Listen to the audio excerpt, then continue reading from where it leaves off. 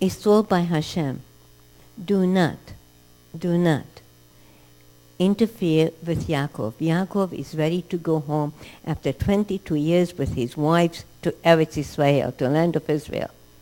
Laban pursues them. He has an agenda. So Hashem comes to him in a dream. Hashem tells him, don't give not your blessing, not your curse, because he claims that he just comes to give a blessing to them. Not your curse and not your blessing. I don't want anything from you. What's wrong with a blessing? So Rashi, the great commentator, explains over that. And Rashi is always very swift.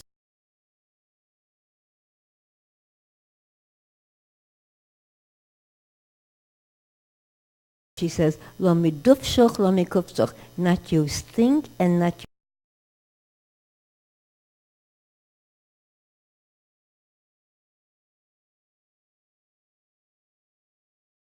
What's wrong with a sting that you know, but what's wrong with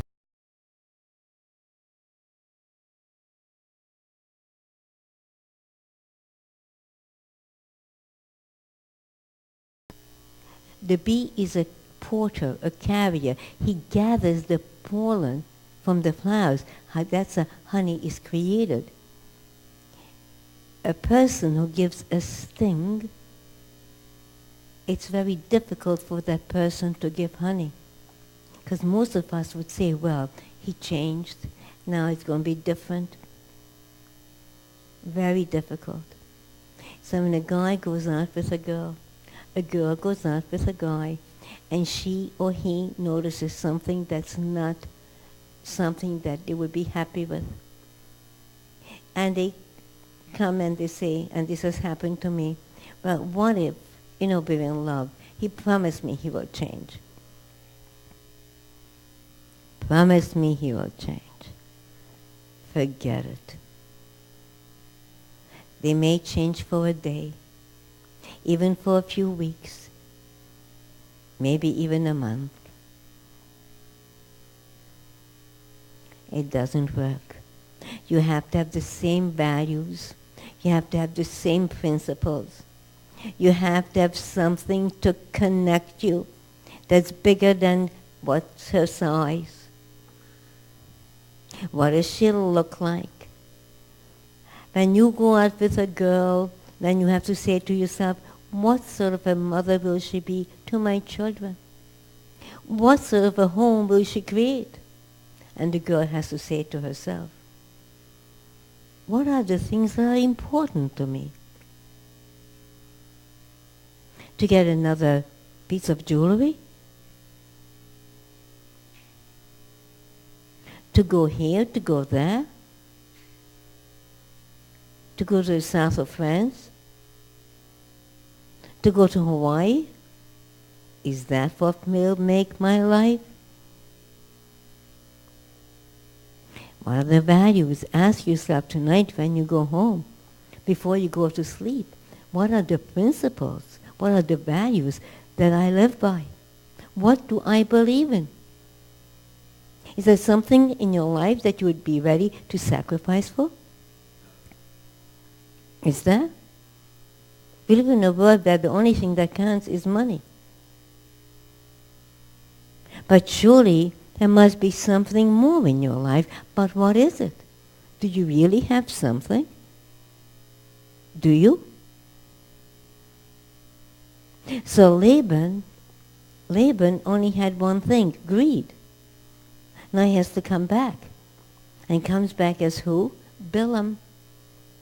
Now Pharaoh, this is centuries later. Pharaoh, generations later.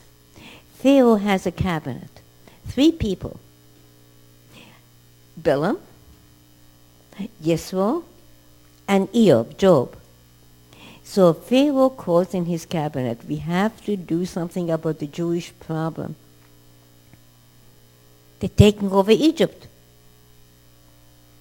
So Bilam says, I think what we should do is kill every male baby at birth, tell this to the midwives, and the girls we were allowed to live, We'll marry the girls, we'll absorb them, and the nation will come to an end. Very good idea, Pharaoh says. Yisro objects, and Yisro says, oh no, you cannot do that. Don't you remember your grandfather, the Pharaoh, who started up with Sarah and God punished him? You don't want to do that. And Pharaoh gets very angry and he's ready to kill him. So Yisro has to run for his life and he runs to Midian. Then comes Job. And Job says, it's no use for me to say anything. Because if I say something, I just have to run like Jethro. He's not willing to listen, so I won't say anything. Fast forward. Years pass. Many years. Moshe Rabbeinu has to run to Midian to escape from Pharaoh. He marries the daughter of Jethro. Jethro becomes one of the greatest converts in history. From his descendants are the great sages, the Sanhedrin. He comes to Mount Sinai. Bilam later on is killed. Job becomes fabulously wealthy. A great, magnificent family. He's a wonderful man. Gives a lot of tzedakah. When Moshe Rabbeinu sends the Meraglim, the spies, he says to the spies, make sure if there is an eighth, one tree there. He meant one tree, one righteous person was referring to Job. But guess what happens to him? He loses his wife. All his children perish, they all die. He's stricken by terrible illness, loses every penny. And he's crying out to Hashem, why? Hashem says to him, Eov, when Pharaoh wanted to kill my children, did you say, why? Did you cry out? And he says, I'm sorry. How could I have cried out? I mean, it didn't work because, God, he wasn't listening. Jethro cried out and he had to run for his life. He wasn't listening. So Hashem says, if somebody punches you in your stomach, I'm going to do that? A knee-jerk reaction? Does that help? I was once sitting on the plane going to Eretz Israel, and I had the front bumper seats. A man, maybe 400 pounds, passes by. I had just taken off my shoes. He steps on my feet. I gave out a scream. Now, did that scream help me? No. Why am I screaming? Because it's a knee-jerk reaction. Somebody hurts you, you say, ah! You go to the dentist. He drills. Takes out a tooth. Pulls your teeth. Ah! And if you don't feel anything, that means that your nerves are dead. Correct? Or gave you Novocaine and you don't feel anything. He put you out. He deadened your nerves. If you did not cry out, Job is told by Hashem, when my children were going to be drowned, when the plan was made, that means that the nerves in your heart died. So let me ask you again, is your heart alive? When you hear in the news that some of you Jewish people were killed, that somebody is hurting, that somebody is sick, that somebody doesn't have food, do you stop? Do you say a prayer? You shed a tear? Do you? Oh, what are we going to have for lunch? Let's go shopping. Let's go to the gym. You don't even bother to read the article or to listen to the news. It's too depressing going to see. It's happening all the time. What are you going to do? I have to live my life. True or not? Take a good look at your neshama and ask yourself, who am I? When I was your age, young girls, I was going day to day on the subways all over, making speeches for Eretz Israel and collecting money for Israel, fighting for Israel. And one day, my mommy said to my father, I overheard the conversation, what will be with Esther? Who will marry her? She does these crazy things. And my father, the holy sage, said, if you want to have fire when you are 40, you have to be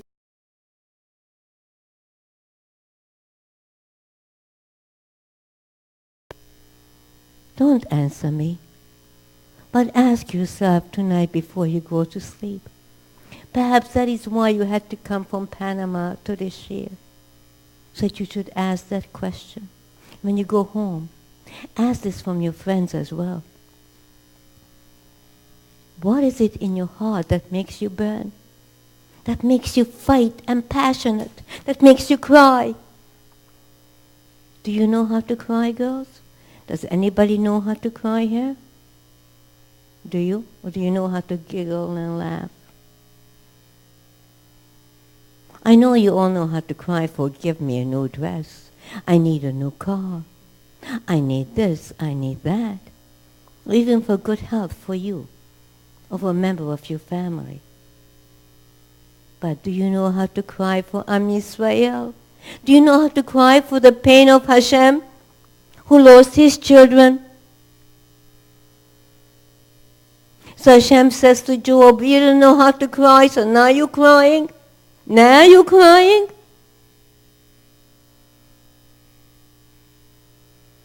Because you are being hurt, but when somebody else was hurt, you didn't care. What am I going to do? We have a commandment, shtika haskima. If you are silent, that means you are in accord, you agree. When you see something wrong, you speak up. But the reason why people don't speak up is because they don't really care. I don't want to get involved. So that was Bilam. And that was Job. And that was Jethro, the three members of the cabinet. You understand? Job never spoke up. Jethro protested. He became the father-in-law of Moshe. And Bilam was killed. And Job wrote a book, yes. A book has been written about him. He was a righteous man. Because when God gave him the answer as to why he had to suffer, he admitted that he was wrong. So now this man, Bilam, is told by the emissaries of Balak, who say to him, come. Sentence 6 actually. Please come, Oli Esa'om Hazeh. Please curse this nation. The emissaries of Balak come and say, please curse this nation for us. Curse them. And Bilam says, all right, I would like to go, but there is one problem. I cannot go unless I ask permission from God. Vayomer Aleichem, on sentence 8, God says to, Bilam says to them, Linu po halaylo, sleep over, v'hashivosi eschem dovo, and I'm going to tell you in the morning what God has said to me. So they slept over, and the next day, during the night, Vayover Elokim el Bilam, God comes to Bilam, Vayomer, God says to him, Mihu anushim ho'elu, who are these people with you? Who are these people with you? Isn't that a ridiculous question? God doesn't know who they are. Who are these people with you? What is God asking? God knows who they are. So God comes to him in a dream. Who are these people with you? Vayomer Bilam, and Bilam says to God, Balak ben Zippor, Balak, the king of Moab, the son of Zippor, send them to me. Oh, you know who they are? They are the emissaries of the king, Balak. You know what it is? I just got an invitation from the president to come to the White House. He's saying this to God, in a dream, and God doesn't know. God doesn't know who they are. God doesn't know in the dream. Surely God knows. So what is the question? Is it a setup? Is it? Whenever you want to understand something, you always go to the first time it occurred in the Torah. The very first time. When man sinned, God said to Adam, Yakov, where are you? Surely God knew where he was. So is God saying, Yakov, where are you? You know what Adam answers?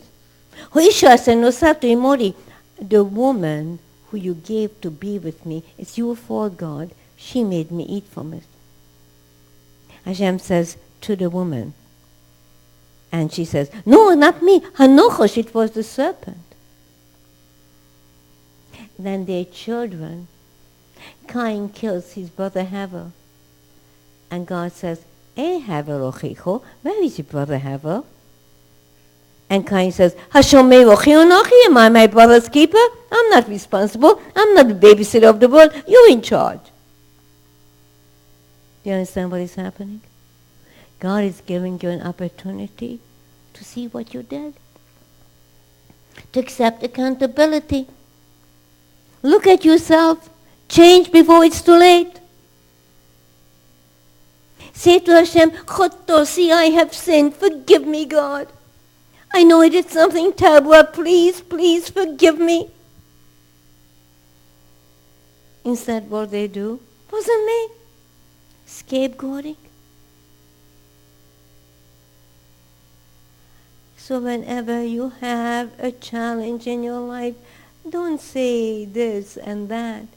My home, my teachers, my environment, she made me do it, she made me laugh, she made me giggle. Wasn't me. She didn't let me study.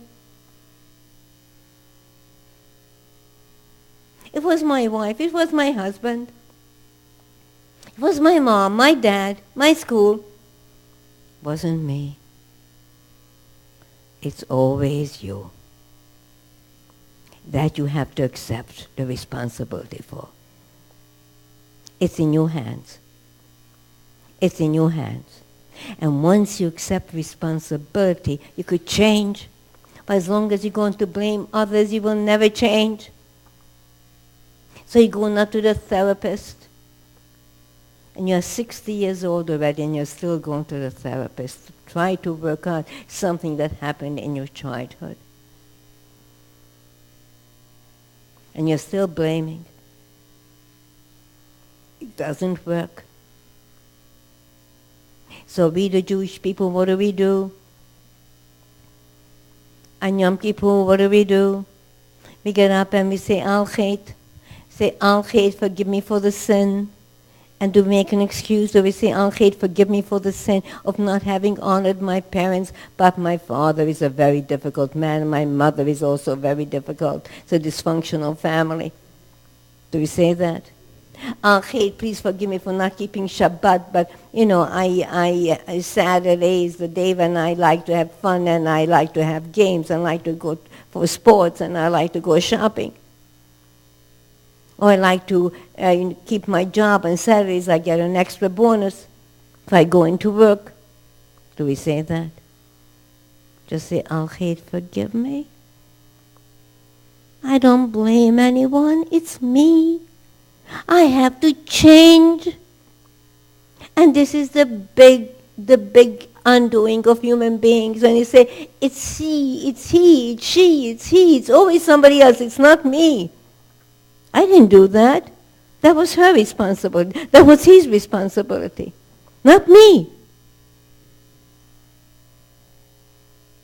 Not me. Do you understand this? So Hashem gives Bilam an opportunity, but he is so crazed with his ambition. He's grieved that he doesn't hear the voice of Hashem. He just doesn't hear it. So listen what Hashem says to him. Hine ho'om, this is what he says to Hashem. Hine ho'om, the nation that came forth from Egypt, Vayechas es ayin ha'oretz, and they covered the entire face of the world. And Balak asked me to coverly to curse them. Now, the word cover is wrong because Balak just asked for or curse. Cover is a much more intense curse. It's like Hitler. There are many anti-Semites, but Hitler meant exterminating the Jewish people. You couldn't talk to him. He went to war. He made a world war, the Second World War, for only one reason, to exterminate Jews. If one little boy escaped in the forest, he sent an entire platoon of soldiers to find that little boy. Did you understand that? You couldn't negotiate with him. You couldn't say to him, we'll buy you off, we'll give you money. No. Every Jew had to be killed. So Bilam says, Kovo, I want to exterminate him. Balak says, it's less of a curse. So what does he do? God tells him no, but what does he do? And he gets up in the morning.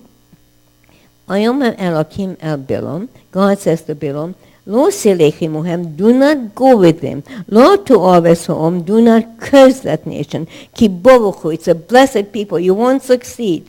Vayokom Bilam baboker, Bilam gets up in the morning. Vayomer esovei Balak, he says to the officers that came from Balak, Lechu elatzachem, return to your land. Ki mein Hashem latiti lahalech imochem. God doesn't want me to go imochem with you.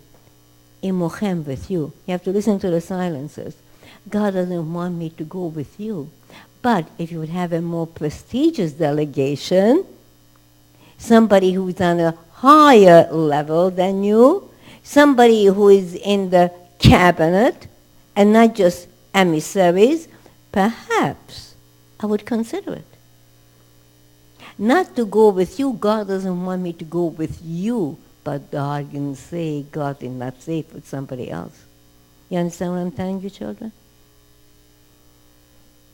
So it's a game of words, because when a man doesn't want to see, when a man doesn't want to hear, he doesn't. I don't want to understand it. You twist it according to that which you want to hear. You hear what you want to hear, and you see what you want to see. You are not objective. You can't understand it. I hear what I want to hear. I see what I want to see. And you did mess up your life. You destroy yourself. So now let's see. So Bilam tells them, Bilam tells them that I cannot go with you, imochem with you. And now they go back to Balak. He cannot come with us. And Balak is ready now to send a more prestigious delegation. And they arrive. They arrive to him. Okay? And God comes to him again in a dream. And God tells him, if you are so determined to go, go. But God says, itom. First God says, do not go imochem. And then God says, itom. The Hebrew language is a very, very sensitive language. Every word counts. Imochem comes from the word am. Am means nation.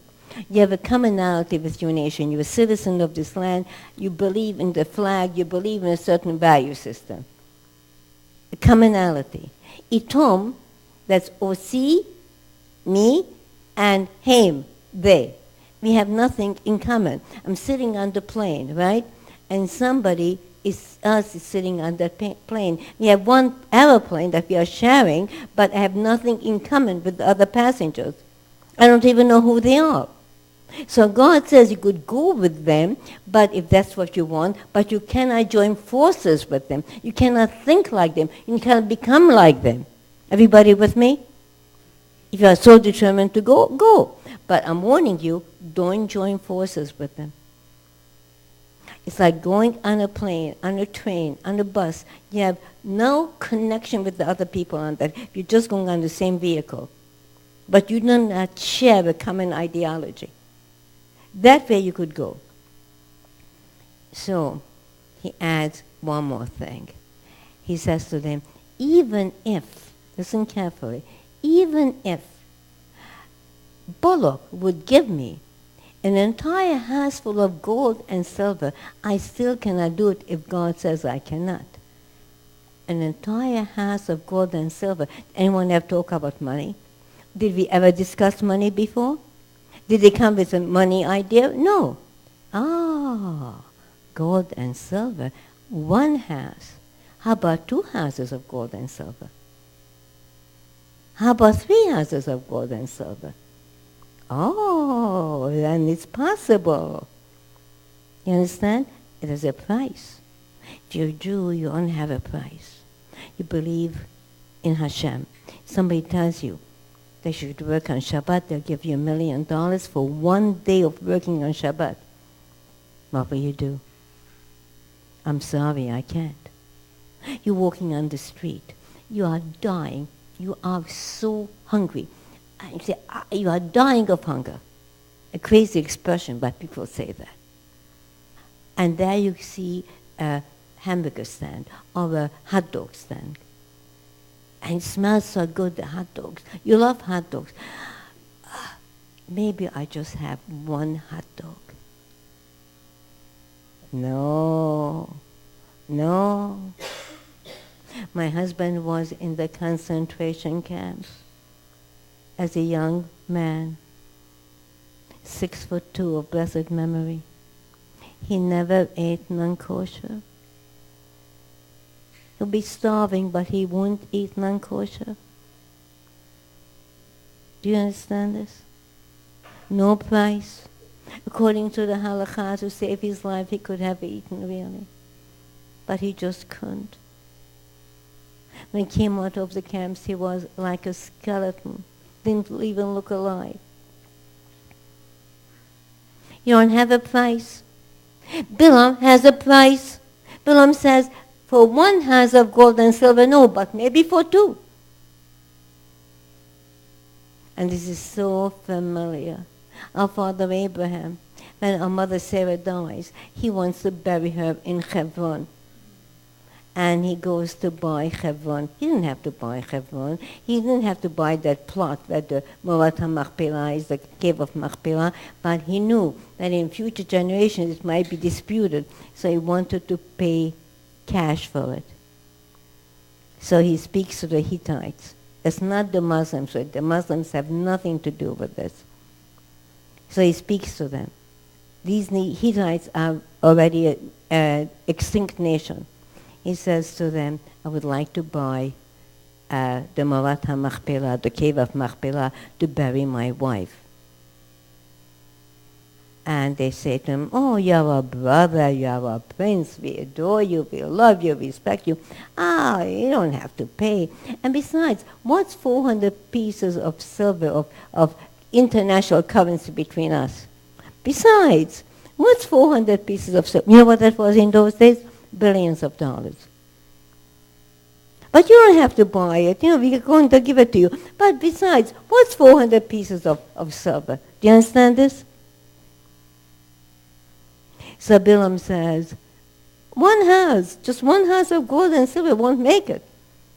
So now they understand this is a message. I want 2 houses of gold and silver. Or 3. So now he's ready to go with them. So listen to this. And the path that a man wants to go, he is led. Who is the one? It says in the plural, they lead him. They lead him. Who is they? Who is they who lead him? You know who they are? The angels that you create with your own deeds. If you have midot tovot, good deeds, good traits, you create good angels. If you have nasty habits, you create bad angels. When you walk into a room, some people walk in with nastiness. There's something nasty about them, something very repulsive, because they're bad angels walking with them, and they create them. If you walk in and sometimes you have something very warm and loving coming from you, you have good angels walking with you. בדרך שאדם רוצה הולך, a man that the way a man wants to lelech to go, molichin also, the angels will lead him. Depends who you create. How many of them? So you have to remember that. If you want to rob a bank, Hashem is not going to give you pneumonia, or Hashem is not going to break your legs that you shouldn't be able to do it. Yeah, you want to rob a bank, nobody will stop you. You have free will. Hashem says, Lo signot, you shall not steal. But if you want to steal anyway, it's your problem. You have to take responsibility. You understand? We have free will. So Hashem tells him, don't go. He wants to go anyway. Now he's going. So God tells him, unconditioned. You are going unconditioned. You do not join them in philosophy, in ideology. Don't become part of them. So it's like somebody says, I'm going to this party.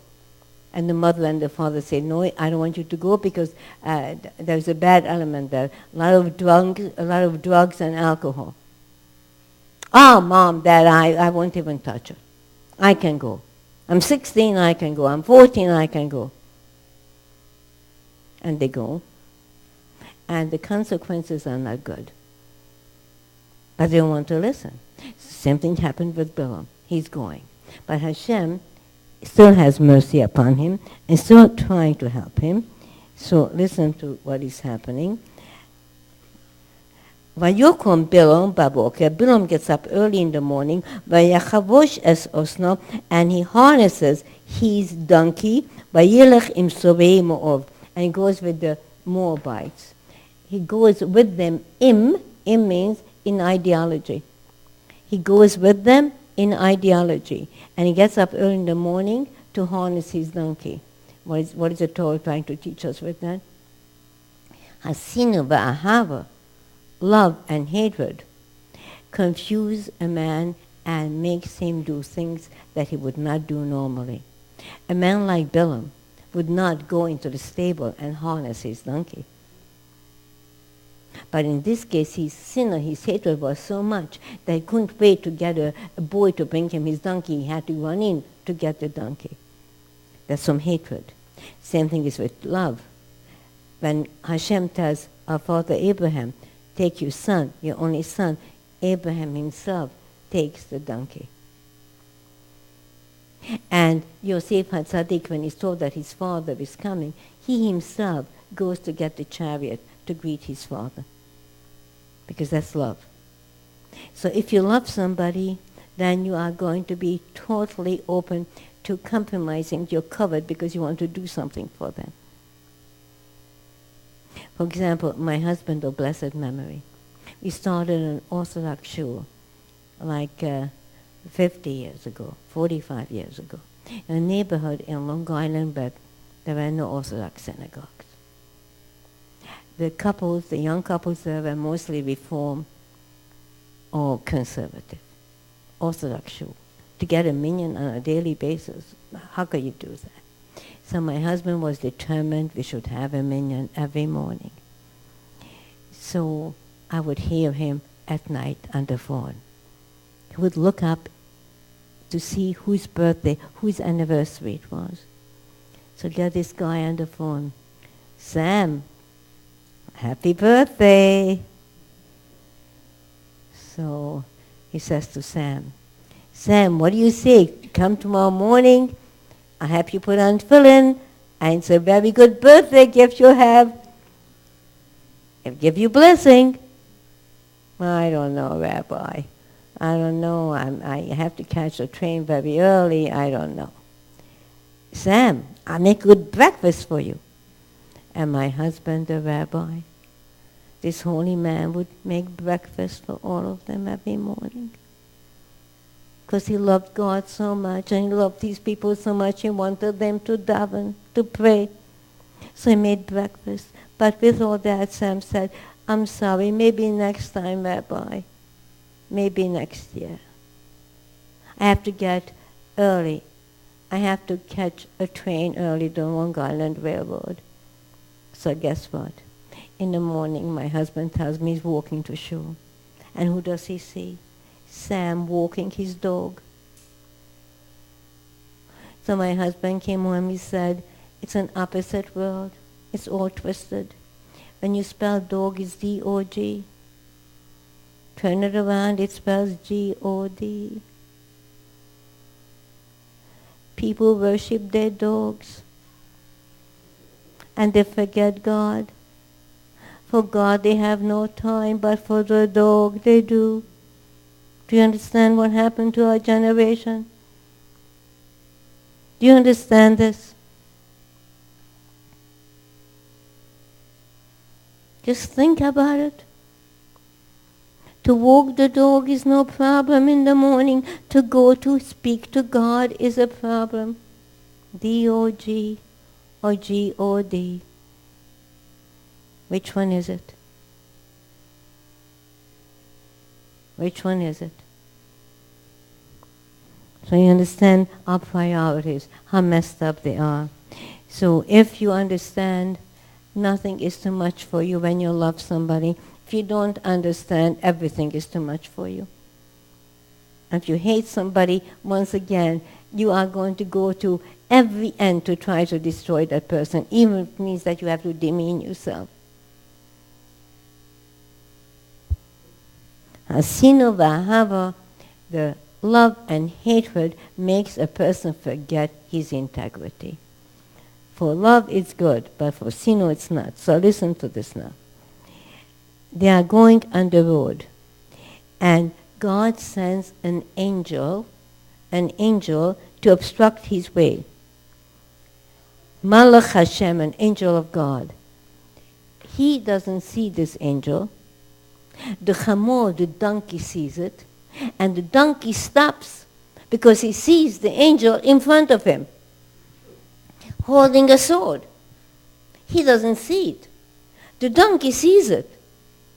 And it's the God of mercy is trying to stop him. He says, Hashem. Hashem is the God of mercy. Whenever something happens and you get obstructed from doing something, it's a God of mercy trying to help you. You should understand, get yourself together. Don't lose it before it's too late. Get yourself together. Don't lose it.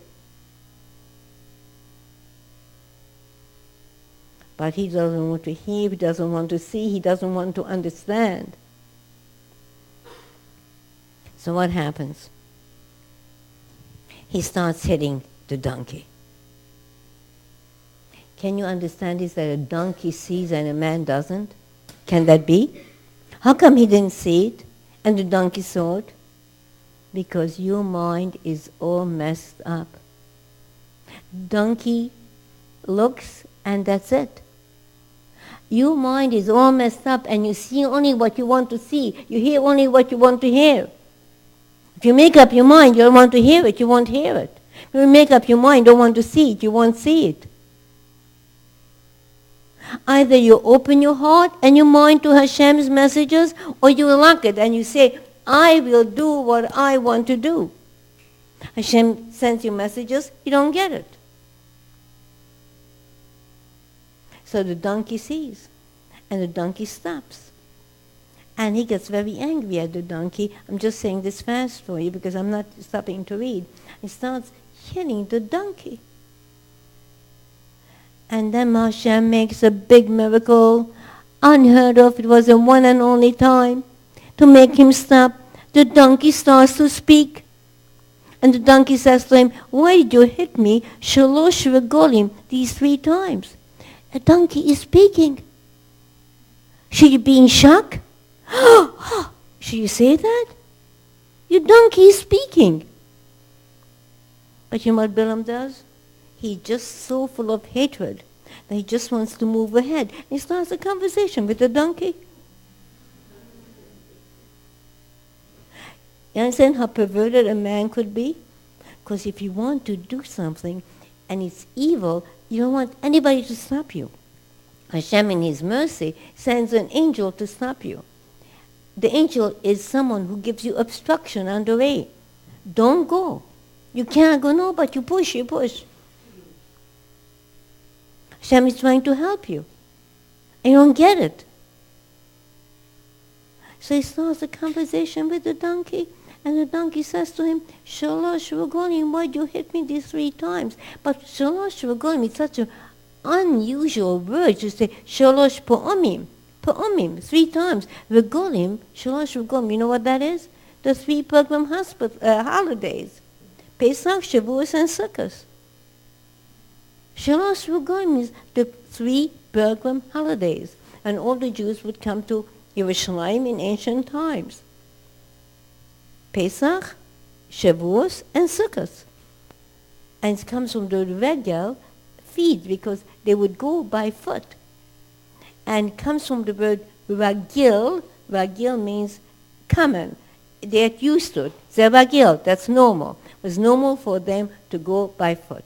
So let me understand what this means with you. He says to him, you are hitting me these 3 times. You are hitting me these 3 times. How do you understand? How do you do this? Don't you understand that the Jewish people cannot be cursed because they have Shalosh Regolim, they have these 3 holidays? And do you know why they have these 3 holidays? Because they were given these 3 Yom Tovim in the merit of the fathers, Abraham, Isaac, and Jacob. And Abraham, Isaac, and Jacob are part of their DNA. So a Jew is lost. He says, I am lost, I'm assimilated, I don't care. And he could come to a Torah class and just sit and not focus. But something penetrates. It has to. So let me tell you a story. Many years ago, we had a young girl at Hineni.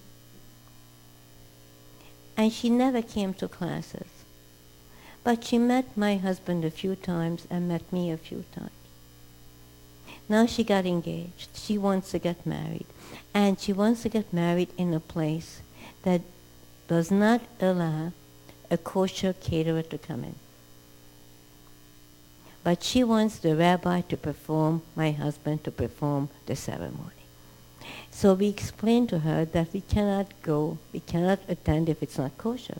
She says, but Rabbi, I'll order for you kosher food. So the rabbi says, and I try to explain to her, we don't need food. We could eat at home. But by going, we would sanction a non-kosher wedding. And we cannot do that. So she tells her mommy that her dream is to have the rabbi. And her dream is to have the wedding in that place. So her mother should pay for the non-kosher caterer, and he should supply that food to the homeless, and they'll be happy with it. And that way, her mother would be able to have a kosher caterer come in. That's exactly what happened. My husband performed, we were there. It was a beautiful Jewish wedding, a dancing at a wedding. Some years later, my husband, my holy husband, passed away. She was the first one to give a name for my husband. She had a little boy. She called him Meshulam, the name of my husband. Now every year, on Yom Kippur, she brings me this boy. I should bless him. Every year, never failed from the time that he was born. Every Yom Kippur, she comes to the synagogue. You know, we have services here in the city, whether it's in the plaza or the pier, or we have at the Essex House. Now that's where we have it. She brings me her son, and I give him a bracha. Well, he's now a young teenager, a young man, and he started to date. So the mother says to him, is she Jewish? So he says, Mommy, every time the Rebbetzin gave me a bracha, she whispered in my ear, remember you're a Jew, you can only date Jewish girls. So how could I ever go out with somebody who is not Jewish?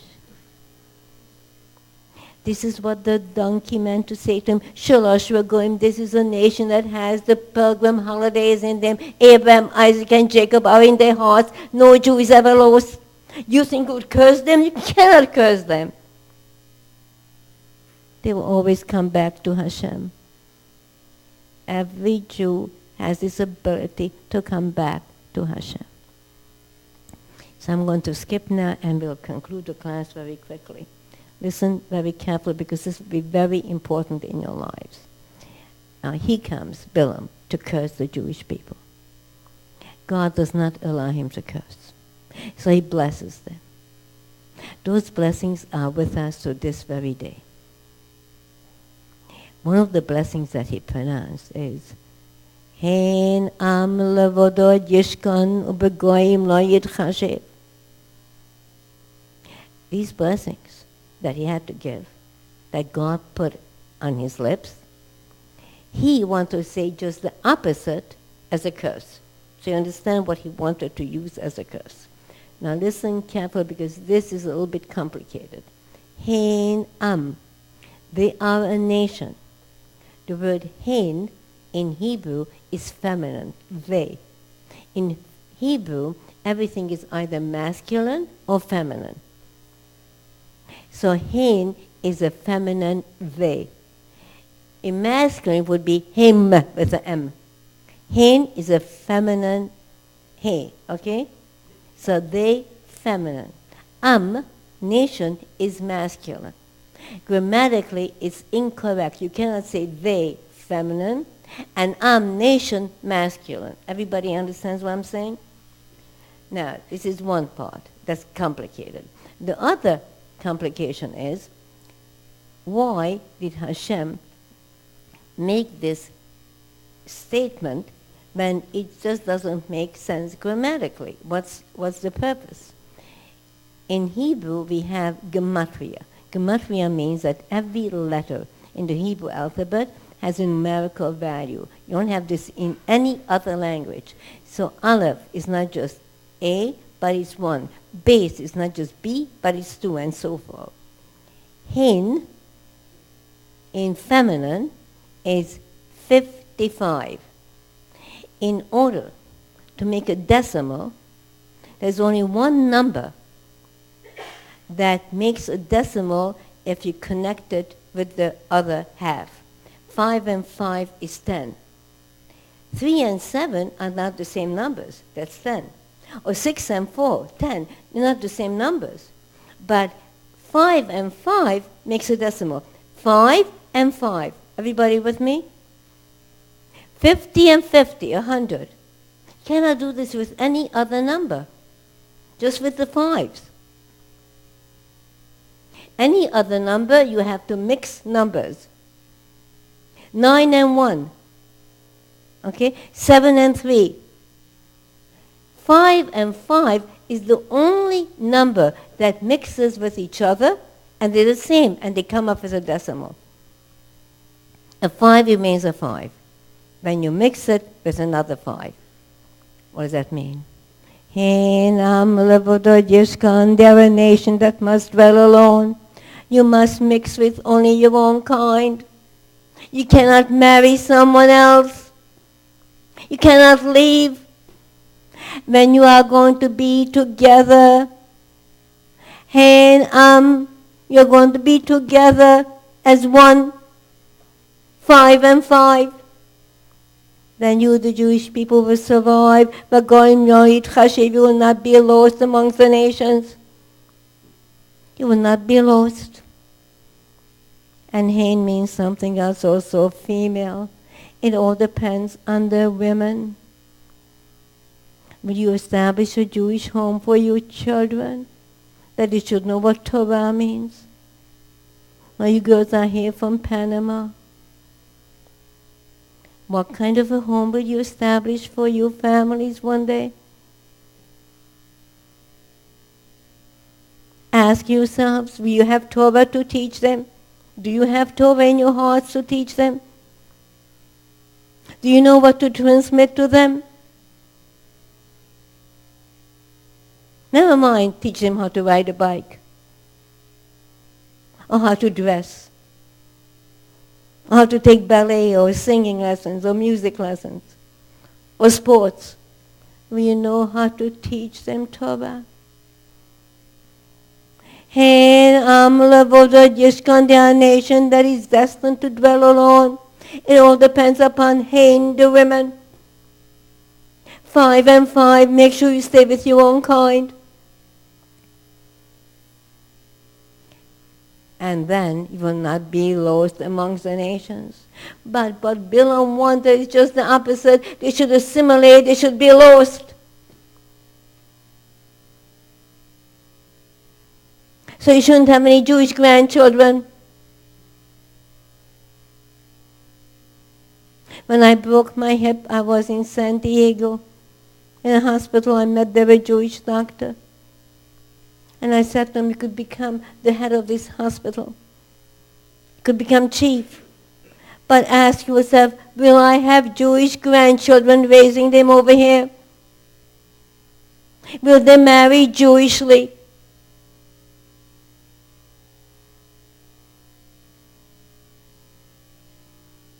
You have to know, you have to understand. Hein am levodod yishkan. They're a nation that dwells alone. But Goyim lo yitchashiv, they're not considered amongst the other nations. They cannot be absorbed. They will not assimilate one little tiny group. A few people, they can't be absorbed. There's a lady here tonight. Some years ago, maybe 3, 4, I don't even know, I received a letter from a teenager, your age, from New Caledonia. She read my book in French. And where New Caledonia is? Near Australia, New Zealand. It's an island. People only speak French there. Very few Jews, a sprinkle of Jews. No one there. She read my book in French. Somebody gave it to her.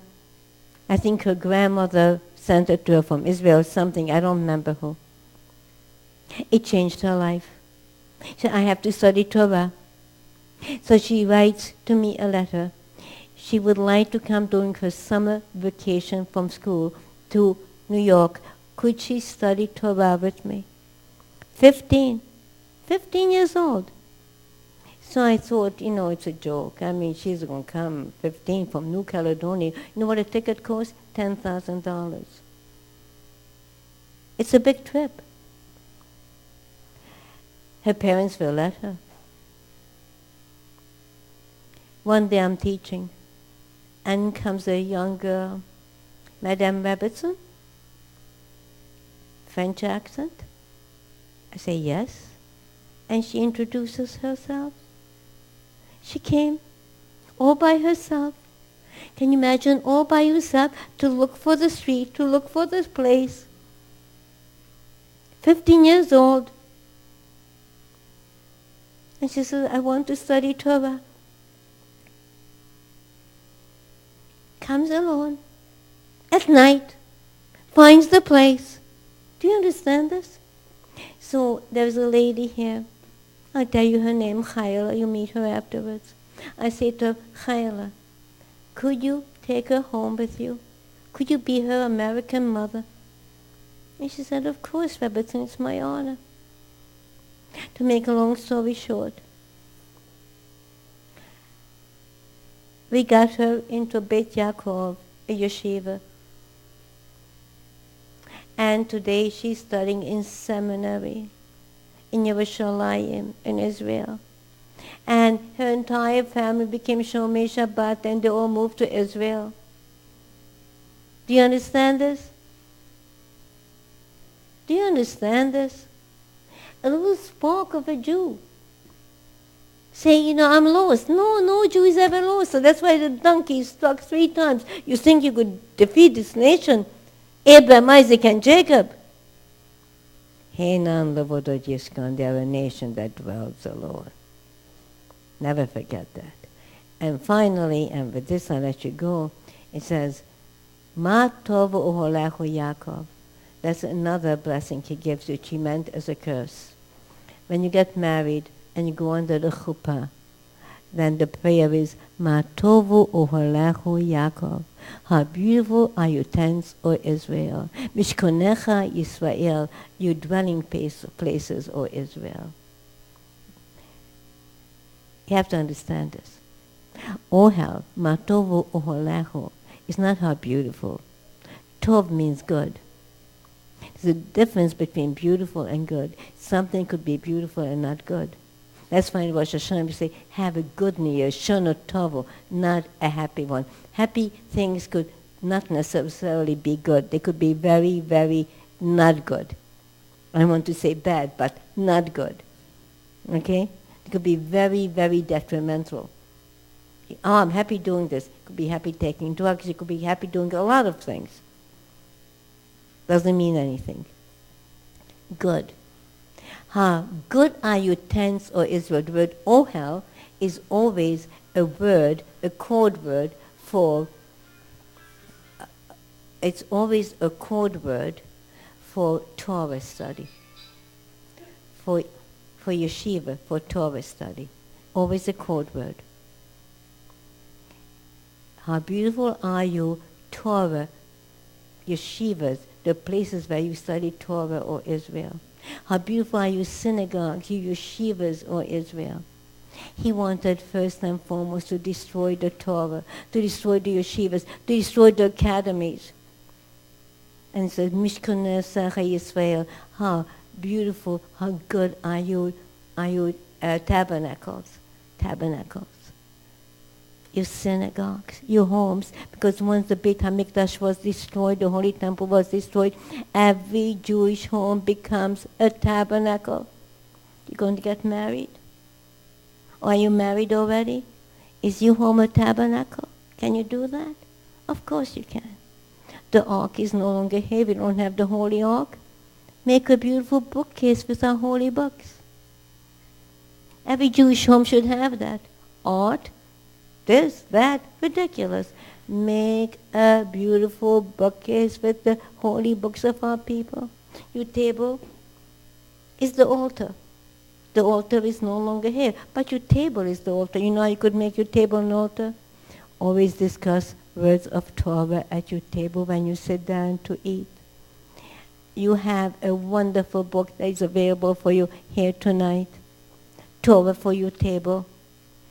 Thoughts under parasha, you could obtain it, and you read it, and you share it. Just little thoughts. Just little thoughts. You make a bracha before you eat. You wash your hands. You put salt on the table because the salt reminds you of the salt that we had, the sacrifices in the Holy Temple. You make your home a tabernacle. You invite people. Make your home a true Jewish place. And that is the blessing we give to every bride and groom as they come under the chuppah. So I want to wish all of you the zehut to make beautiful, good Jewish homes. If you are married, make your home a true Jewish home. If you are single, never forget this. You have an opportunity to create a home where God dwells.